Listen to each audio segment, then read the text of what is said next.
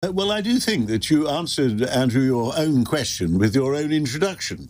And you said a lot of things which I largely agreed with. This is always a danger. The great days are over. The world order is changing in a very dangerous fashion, very rapidly. The post-Cold War order has collapsed.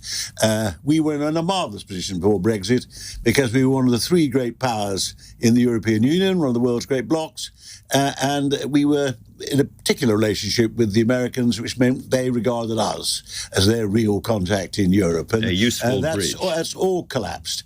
And not just Brexit, but subsequent events. We're now in a multipolar, very dangerous world.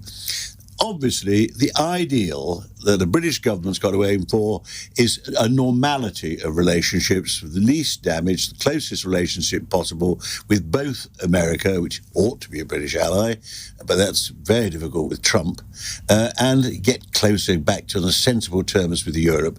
If they're right to be so frightened of a post-Brexit backlash, if they actually improve our economic relationship as much as they should, then certainly I think if they got closer on defence and security and foreign relations, that would be welcomed by the Europeans, shouldn't set up any problems, and it's essential in our interests as well as theirs.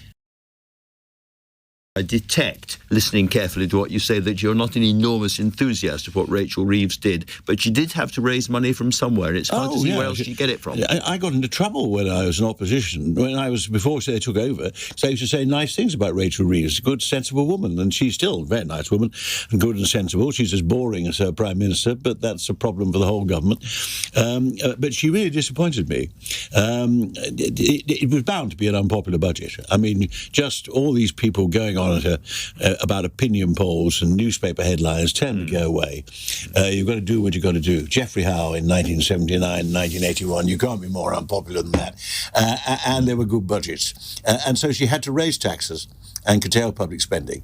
Well, she'd made this stupid promise not to use the normal toolbox of every chancellor. Mm-hmm. Apparently, she wasn't going to raise income tax, she wasn't going to raise VAT, she wasn't going to raise national insurance, corporation tax. That's 70% of the revenue. So it was the mistakes in the election. Enormous taxes on employers.